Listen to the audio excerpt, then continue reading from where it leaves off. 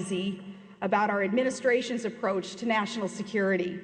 The most important role ascribed to our federal government, let me say too, it's not politicizing our security to discuss our concerns, because Americans deserve to know the truth about the threats that we face and what the administration is or isn't doing about them. So let's talk about them. New terms used like overseas contingency operation instead of the word war. That reflects a worldview that is out of touch with the enemy that we face. We can't spin our way out of this threat. It's one thing to call a pay raise a job created or saved. It's quite another to call the devastation that a homicide bomber can inflict a man-made disaster.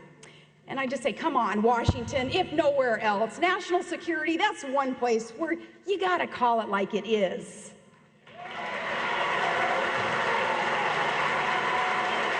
And in that spirit, we should acknowledge that on Christmas Day, the system did not work. Abdul Muttalib passed through airport security with a bomb, and he boarded a flight hell-bent on killing innocent passengers. This terrorist trained in Yemen with Al-Qaeda. His American visa was not revoked until after he tried to kill hundreds of passengers. On Christmas Day, the only thing that stopped this terrorist was blind luck and brave passengers. Really, it was a Christmas miracle, and that is not the way that the system is supposed to work.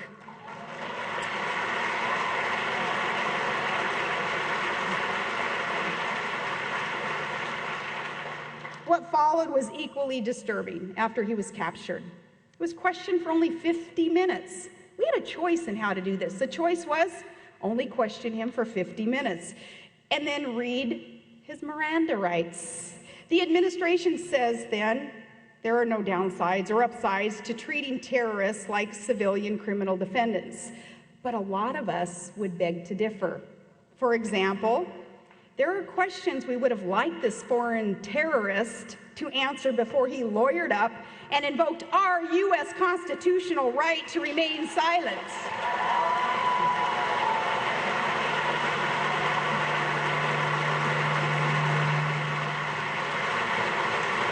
Our U.S. constitutional rights.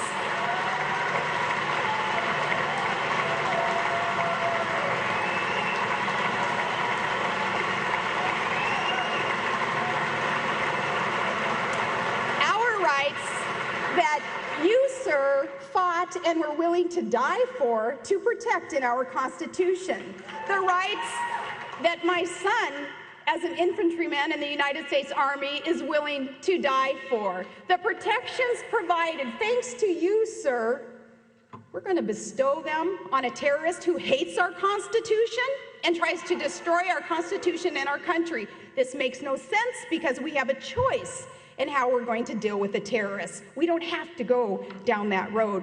There are questions that we would have liked answered before he lawyered up, like, where exactly were you trained and by whom? You're bragging about all these other terrorists just like you. Who are they? When and where will they try to strike next? The events surrounding the Christmas Day plot reflect the kind of thinking that led to September 11th. The threat then, as the USS Cole was attacked, our embassies were attacked, it was treated like an international crime spree, not like an act of war. We're seeing that mindset again settle into Washington. That scares me for my children, for your children.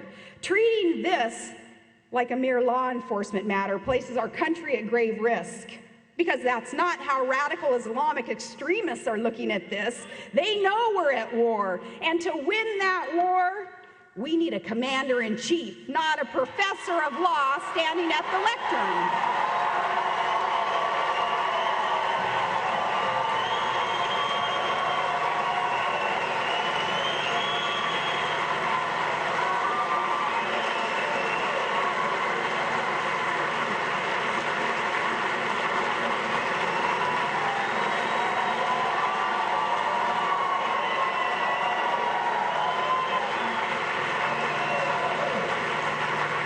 It's that same kind of misguided thinking that is seen throughout the administration's foreign policy decisions.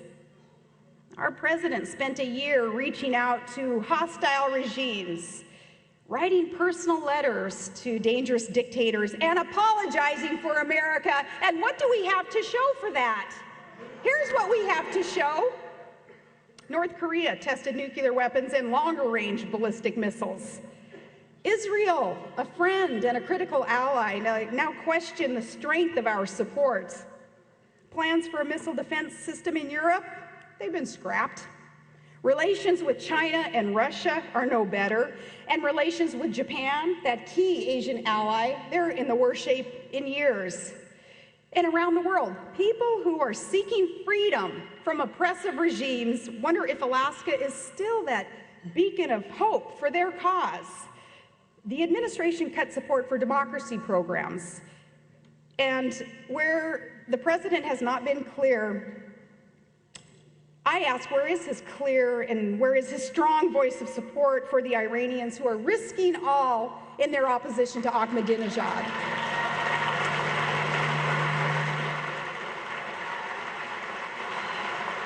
Just that short list. And you know, it's no wonder that our president only spent about 9% of his State of the Union address discussing national security, foreign policy, because there aren't a whole lot of victories that he could talk about that night. And that's just a short list. There are so many challenges in front of us, and it can seem overwhelming.